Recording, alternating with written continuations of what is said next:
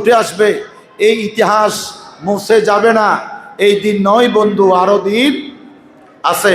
উনি এন্তেকালের 13 দিন পরেও কবরে ওনার লাশ ফোঁসে নাই, গলে নাই, অক্ষত অবস্থায় আছে।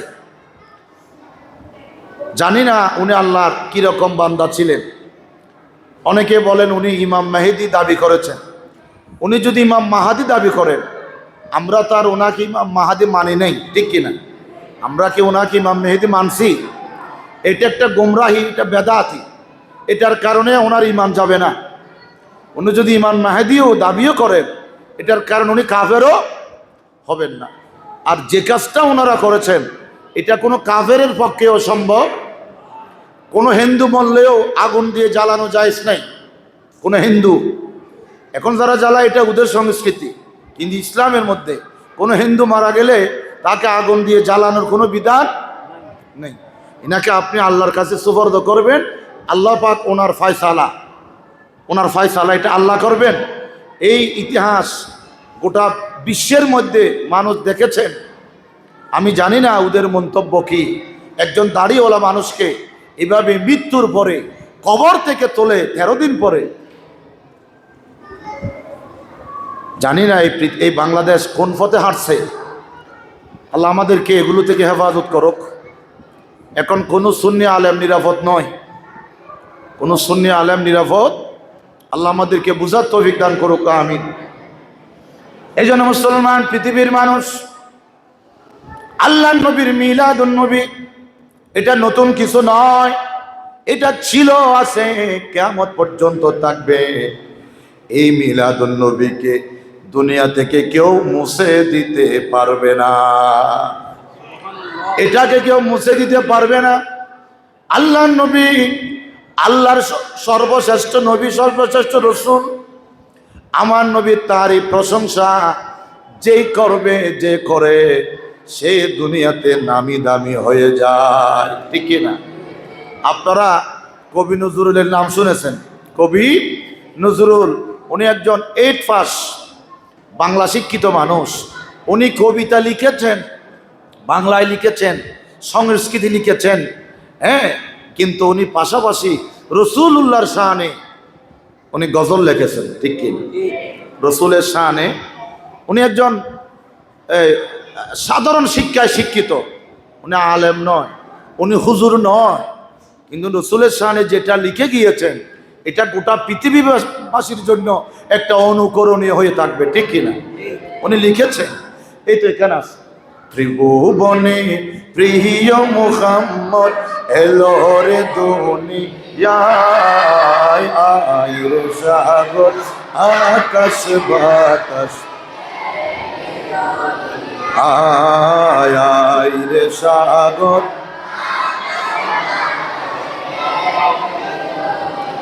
দেখ আমিনা মায়ের কোলে দুলে শিশু, ইসলাম দোলে কৌশি মুখে শাহাদাতে বাণী সে শোনায়, আয় রে সাগর,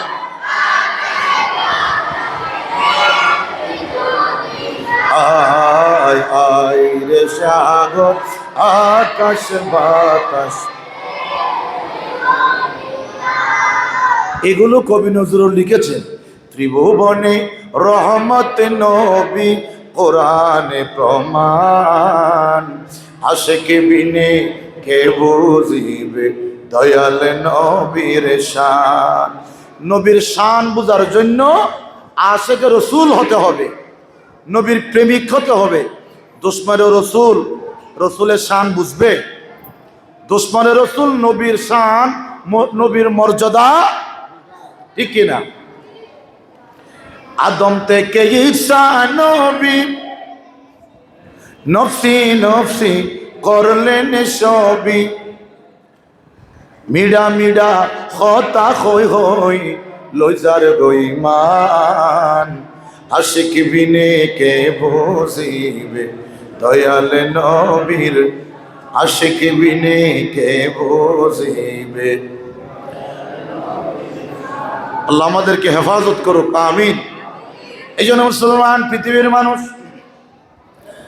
আল্লাহ নবীর আগমন, আল্লাহ নবীর মিলাদ। মিলাদ মানে কি?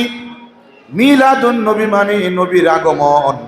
নবীর আগমন, আল্লাহ রসুল যে দুনিয়াতে এসেছেন এটাকে বলে মিলাদ, এটাকে বলে। তা আমাদের দেশে অনেকেই সিরাতুন নবী পালন করেন, সিরাত পালন করেন। এই সিরাতে অনেক অর্থ আছে, অনেক মান আছে। এমনি স্বাভাবিক ভাষা যদি আমি আপনাকে বলি, এই যে আমি একটা মাথায় টুপি দিলাম, এটাও তো রসুলের সিরত। তো রসুলের সিরত তো আমরা অলওয়েজ পালন করতেছি, ঠিক কিনা? রসুলের সিরত। আমি যে একটা জুব্বা গায়ে দিলাম, এটাও তো রসুলের সিরত। আমি যে রাস্তার মধ্যে হাঁটার সময় ডান দিকে হাঁটতেছি, এটাও একটা রসুলের সিরত। ভাত খাওয়ার সময় আমি যে সুন্নত পদ্ধতিতে ভাত খাচ্ছি, এটাও একটা রসুলের সিরত। এভাবে প্রত্যেকটা বিষয়ে আমরা যে আল্লাহ রসুলের সিরত পালন করতেছি, এটা তো সব সময় হচ্ছে, ঠিক কিনা? সব সময় হচ্ছে।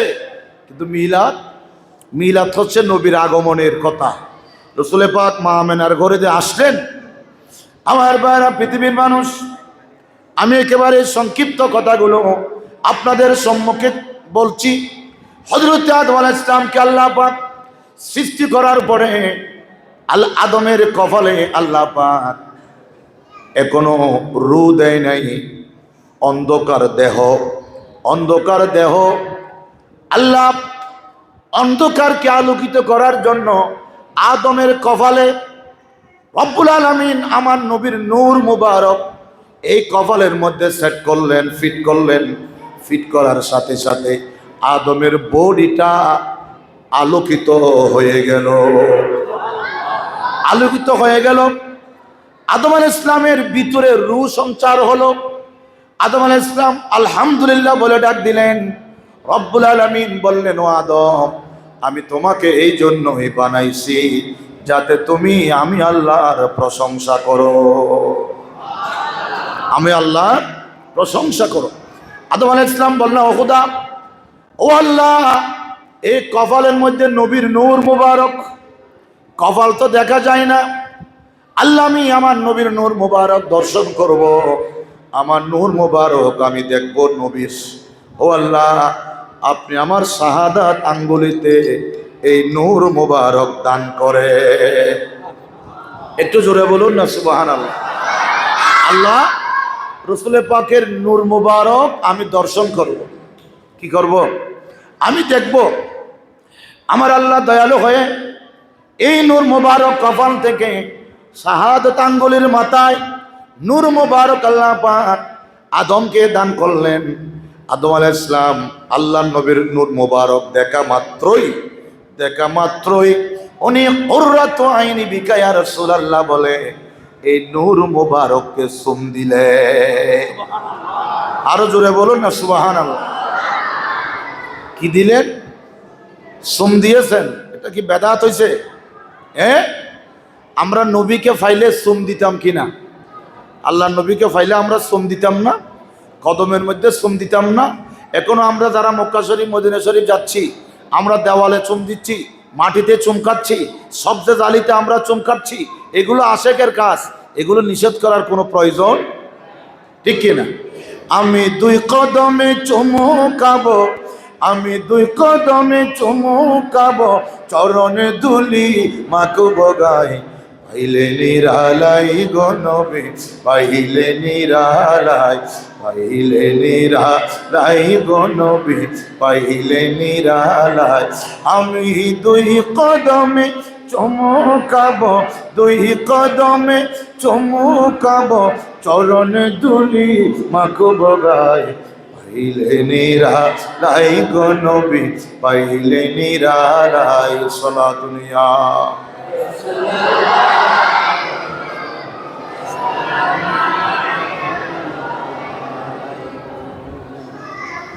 দয়াল নবী কত দূরে,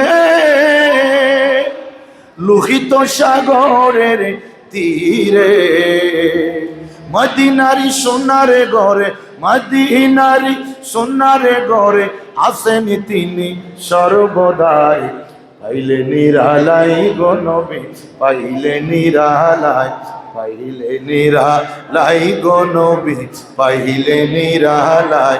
আমি দুই কদমে চমকাবো, দুই কদমে চমকাবো, চরণে ধুলি মাখবো গায়ে, পাইলে নিরালাই গো নবী। আল্লাহ কবুল করুক। তো আদম আলাইহিস সালাম আল্লাহ নবীর নূর মুবারক দর্শন করে কি দিয়েছেন? চুম দিয়েছেন। এটা বেদাত নয়, এটা মহব্বতের বহিঃপ্রকাশ, এটা মহব্বতের বহিঃপ্রকাশ। এই জন্য মুসলমান পৃথিবীর মানুষ আমরা যখন আজানের মধ্যে আশহাদু আন্না মুহাম্মাদার রাসূলুল্লাহ এটা শুনি, আমরা চুম দিই, এটা মহব্বত।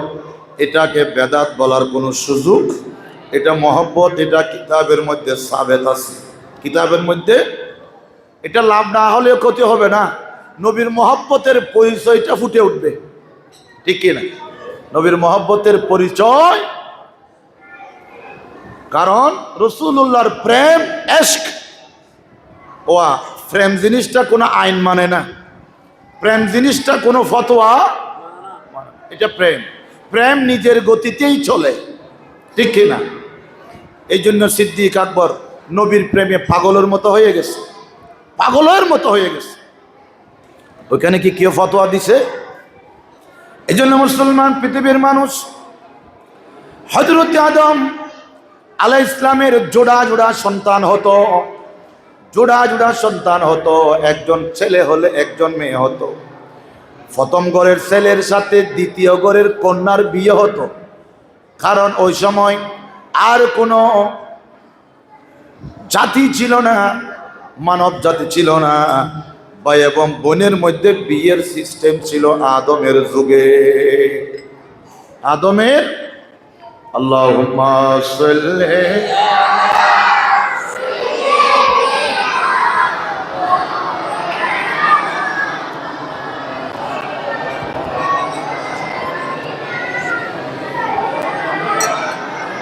মাওলানা।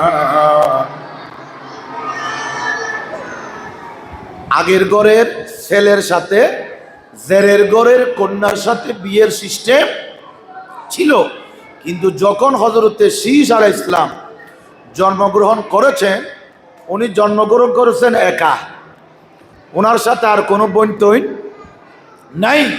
একা কেন? রব্বুল আলামিন আল্লাহ পাক আদমের কপালে আমার নবীর নূর মুবারক আমানত রেখেছেন। এই নূর মুবারক হযরতে শীস আলাইহিস সালামকে দিলেন। শীস আলাইহিস সালাম এই নূর মুবারক নিয়ে এসেছেন মায়ের গর্ভ থেকে। ওনার সাথে আর কেউ ছিল না, উনি একা। এই নূর মুবারকের বাগবাটোয়ারা হবে, এজন্য উনি একাই জন্মগ্রহণ করেছেন। হযরতে আদম সফিউল্লাহ সন্তানকে বললেন, ওফুত, এই আমার শীস, এই আমার সন্তান, আমি তোমাকে কয়েকটা কথা বলি। জান্নাতের ভিতরে আমি প্রত্যেকটা দরওয়াজায়, প্রত্যেকটা জানালায়, প্রত্যেকটা রুমে রুমে, প্রত্যেকটা ঘরে ঘরে আমি আল্লাহর নামের সাথে আখিরি নবীর নাম দেখেছি। আল্লাহর নামের সাথে আখিরি নবীর কি দেখেছি? এখন আমাদের দেশে এমন হুজুরও আছে লা ইলাহা ইল্লাল্লাহ লেখে, কিন্তু মুহাম্মদুর রাসূলুল্লাহ লেখে না। যত দুশ্মনী এই নবীর সাথে, ঠিক কিনা? এই নবী না হলে কি আপনি আমি হতাম? এই নবী না হলে কুল কায়নাত কিছু হতো? আপনি নবীর সাথে কেন লাগছেন? এই নবী তো আপনাকে পার করার কান্ডারি। এই নবী হাসরের ময়দানে আপনার জন্য সুপারিশ করবেন, রাহমাতুল লিল আলামিন, গোটা কুল কায়নাতের নবী, ঠিক কিনা? নবী সারা নাই সাহারা, জানো দুনিয়া ওয়ালা, নবী মোদের নয়ন মনি, নবী গলাত মালা, নবী সারা নাই সাহারা। সালাতুলিয়া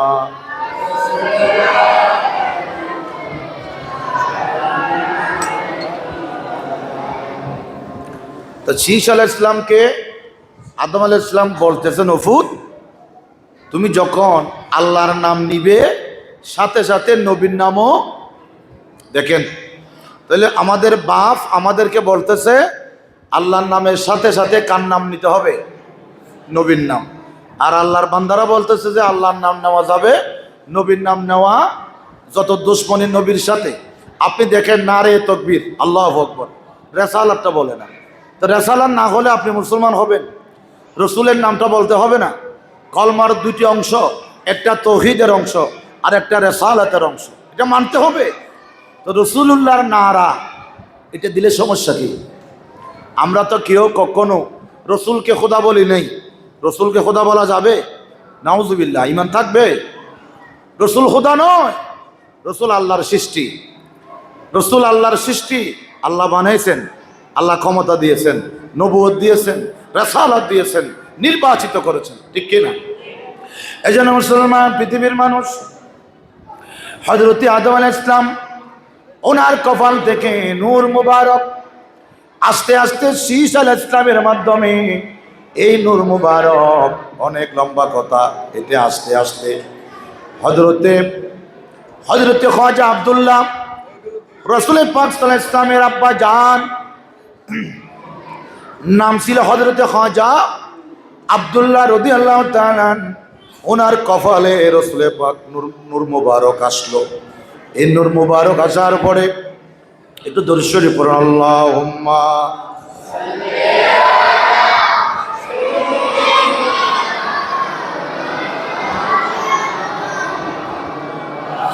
ওয়া আলা আলি সাইয়্যিদিনা। আল্লাহ তুমি দয়া করো, নসিব করো মদিনা, যাইনা মাঝে বসে বসে দেখব সোনার মদিনা। আল্লাহ হুম্মা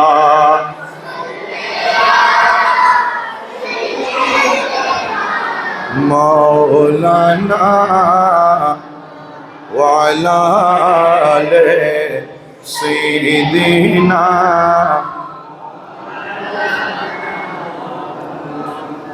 হযরতে খাজা আব্দুল্লাহ মানে রাসূল পাক সাল্লাল্লাহু আলাইহি ওয়াসাল্লামের আব্বাজান খাজা আব্দুল্লাহ রাদিয়াল্লাহু তাআলা। অনেকে বলে রসুলের মা বাপ জাহান্নামী, বলেছে কিনা, মিডিয়াতে আছে কিনা? তো রসুলের মা বাপ জাহান্নামী, আপনি জান্নাতি? হ্যাঁ, নয় নয় মুসলমান, আল্লাহ নবীর মা বাপ জান্নাতি, এরা উম্মতে মুহাম্মদী। আল্লাহ নবীর আগমনের আগে ওই মক্কার জমিনে কতগুলো ঈমানদার ছিল, যাদেরকে বলা হয় তৌহিদপন্থী হানিফ সম্প্রদায়, যারা এক আল্লাহকে বিশ্বাস করতেন, এক আল্লাহকে বিশ্বাস করেছেন। আমার নবীর মা এবং বাবা তৌহিদপন্থী ছিলেন, হানিফ সম্প্রদায় ভুক্ত ছিলেন। তদুপরি আল্লাহর নবী 10ম হিজরিতে যখন বিদায় হজ করার জন্য আসলেন, রসুল পাক জান্নাতুল মুআল্লাতে জিয়ারত করার জন্য গেলেন। জান্নাতুল মুআল্লা, যেখানে বিবি খাদিজাতুল কুবরার মাজার আছে। আল্লাহর নবী বিবি খাদিজার মাজার জিয়ারত করলেন। প্রথমেই অনেক কান্নাকাটি করলেন। মা আয়েশা সিদ্দিকা গোড়ার লাগাম নিয়ে দাঁড়িয়ে আসেন। রসুল পাক প্রথমে অনেক কান্নাকাটি করলেন, এরপরে আল্লাহ রসুল হাসলেন। মা আয়েশা সিদ্দিকা বললেন, ইয়া রাসূলুল্লাহ, আপনি প্রথমে কান্না করলেন, পরে হাসলেন কেন? রসুল বললেন, ও আয়েশা রে, আল্লাহ পাকের কাছে আমি ফরিয়াদ করেছি, খোদা আমার মা বাপ যদি আমি নবীর ধর্ম ইসলাম গ্রহণ করতে না পারে, উম্মতে মুহাম্মদী হতে না পারে, এটা আমার মনে একটা দুঃখ থাকবে। আল্লাহ তুমি আমার মা বাপকে আমার সামনে জিন্দা করে দাও। আল্লাহ আমি আমার আব্বা আম্মাকে নতুন করে কলমা পড়িয়ে উম্মতে মুহাম্মদীর অন্তর্ভুক্ত করে দেব। কারণ আল্লাহ ইয়া রাসূলুল্লাহ, ইয়া রাসূলুল্লাহ জিন্দাবাদ। আল্লাহ কবুল করুক, আমিন। রসুল বলতেছেন সমস্ত উম্মতেরা আমি নবীর উম্মত হয়ে গর্ব করবে, গৌরবময় ইতিহাস সৃষ্টি করবে। তা আমার মা বাপ কি আমার উম্মত হবে না? মুসলমান তো আছে, আমার উম্মত হওয়ার জন্য ওনাদেরকে কবর থেকে আপনি কি করবেন?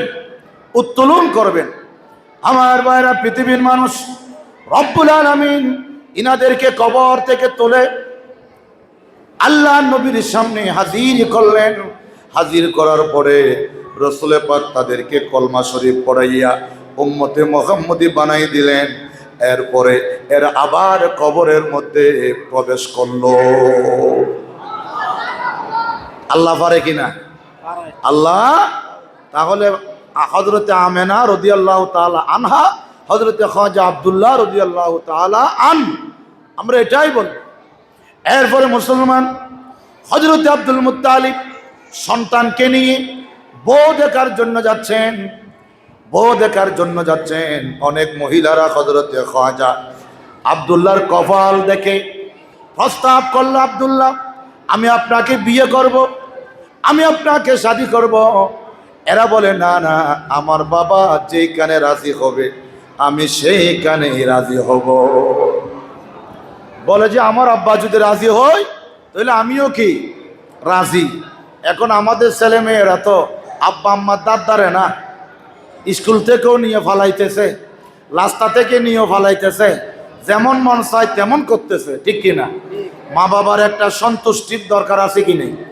মা বাবার সন্তুষ্টি থাকলে সেখানে আল্লাহর রহমত নাজিল হবে, সেখানে আল্লাহর দয়া নাজিল হবে। মা বাপকে কখনো কষ্ট দেওয়া যাবে না। বন্ধুরে আমার, হযরত খাজা আব্দুল্লাহকে নিয়ে বউ দেখার জন্য গেলেন, স্ত্রী দেখার জন্য গেলেন। ওই দিনে মদিনার মধ্যে, মদিনা শরীফ থেকে হযরত মা আমেনার সাথে খাজা আব্দুল্লাহর বিবাহ হলো। বিবাহ বন্ধনে আবদ্ধ হলেন, স্বামী স্ত্রী দেখা করলেন। দেখা করার পরে হযরত খাজা আব্দুল্লাহ মা আমেনার কপালের মধ্যে একটা চুম দিয়েছে। জোরে বলুন না সুবহানাল্লাহ। হযরত খাজা আব্দুল্লাহ মা আমেনার কপালে একটা চুম দেওয়ার সাথে সাথে ওই খাজা আব্দুল্লাহর ললাটের মধ্যে যে রসুল পাকের নূর মোবারক ছিল সেটা তাৎক্ষণিক মা আমেনার গর্ভের মধ্যে ট্রান্সফার হয়ে গেছে। জোরে বলুন সুবহানাল্লাহ।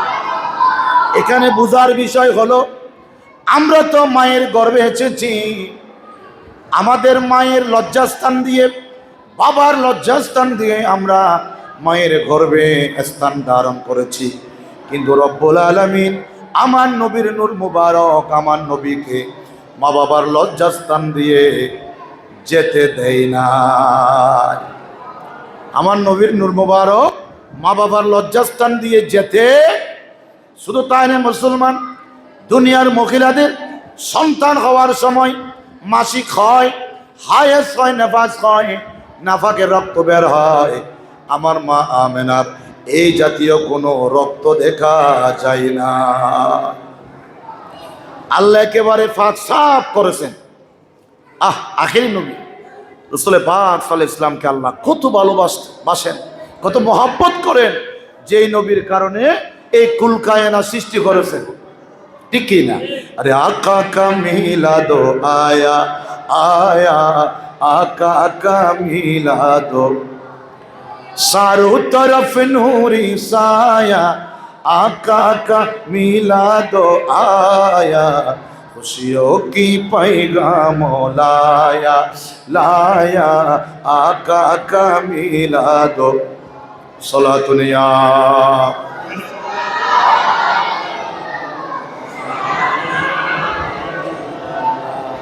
मुसलमानों, हजरत बीबी आमेना बोलें, ওই দিন আল্লাহ নবীর নূর মুবারক আমি আমেনার গর্ভের মধ্যে ধারণ করেছেন একটা চুম দেওয়ার কারণে। ওই দিন থেকে আমি রাত্রিবেলা প্রতিদিন এক একটা স্বপ্ন দেখি। এক একজন নবী রাসূল আমাকে স্বপ্নের মধ্যে এসে আমাকে ওয়েলকাম জানায়, সুস্বাগতম জানায়, বলে ও আমেনা, তুমি এই জগতের স্রষ্টার শ্রেষ্ঠ মানব, অতি মানব নবীকে ধারণ করেছ, তোমাকে খোশামদের, তোমাকে ধন্যবাদ। সমস্ত নবীরা এসে মা আমেনাকে ওয়েলকাম জানাইতেছেন, মূলত মা আমেনাকে নয়, এটা আখিরি নবীকে ওয়েলকাম জানাইতেছে, ঠিক কিনা? আরে জশ্নে আমাদের রাসূল আল্লাহ বিবি আমেনা কি কোল আল্লাহ হি আল্লাহ বলো, আল্লাহ হি আল্লাহ, আল্লাহ হি আল্লাহ বলো, আল্লাহ হি আল্লাহ। জশ্নে আমাদের রাসূল बीबी आमिना की पोल, जब के सरकारों तशरीफ लाने लगी, खोर गिलमा भी खुशियाँ मनाने लगी। हर तरफ नूर की रोशनी जागे, मुस्तफ़ा क्या मिले तो जिंदगी मिल गई। ए हलीमा तेरी गो तुम्हें आ गई, दोनों आलम के रसूल अल्लाह ही अल्लाह, दोनों आलम के रसूल। जश्न आमद रसूल अल्लाह ही अल्लाह बोलो, अल्लाह ही अल्लाह, अल्लाह ही अल्लाह बोलो, अल्लाह ही अल्लाह। बीबी आमिना की बोल, सलातुन या रसूलल्लाह अलैकुम।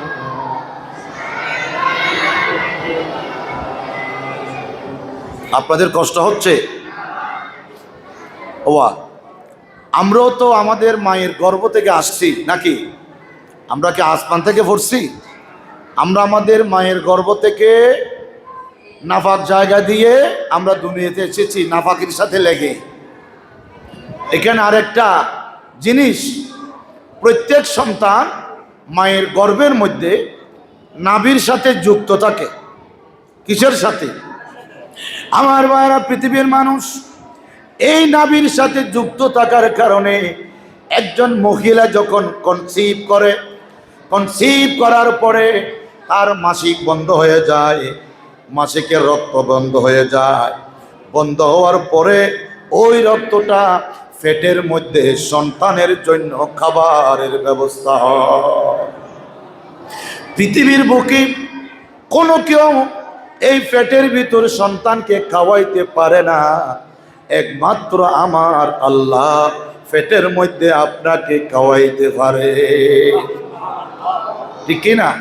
তো পেটের মধ্যে আমরা কি খেয়েছি? ওই আমার মায়ের সেই মাসিকের রক্তটা আমরা পেটের মধ্যে খেয়েছি। এখন প্রশ্ন হলো, সেই মাসিকের রক্তটা আমরা কি মুখ দিয়ে খেয়েছি নাকি নাভি আর নাভির মাধ্যমে ফেটে গেছে?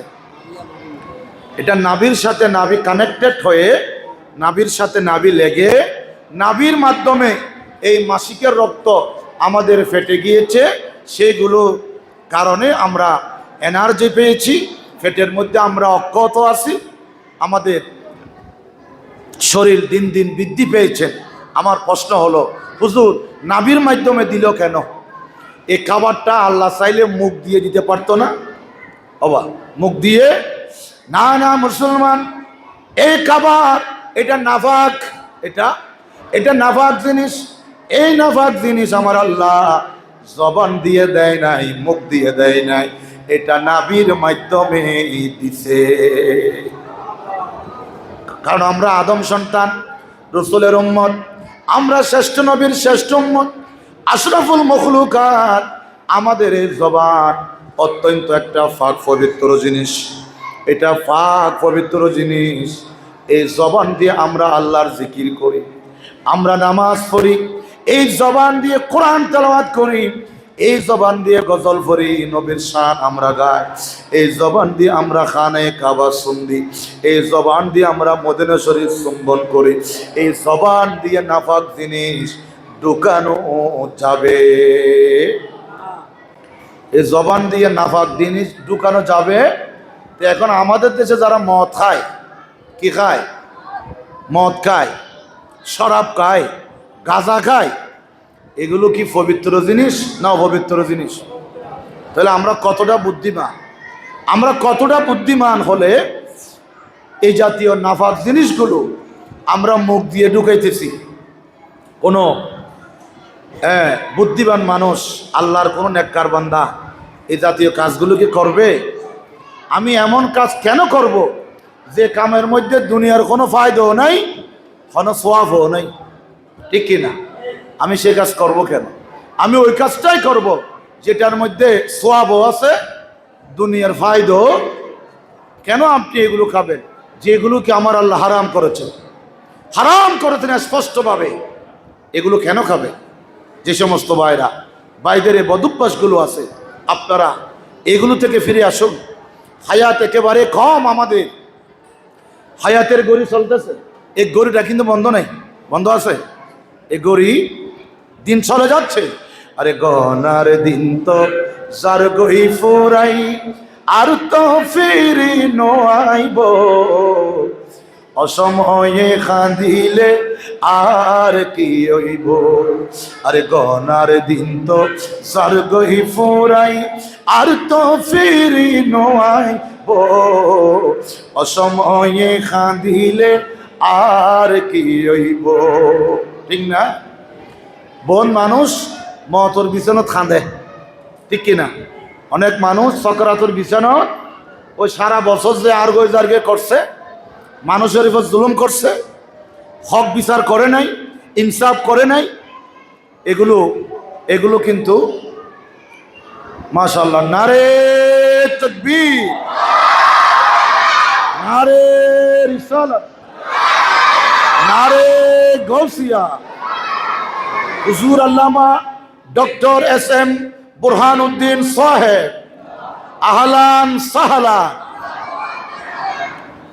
না, হিন্দি হিন্দি হিন্দি লই হুজুর, হিন্দি লই।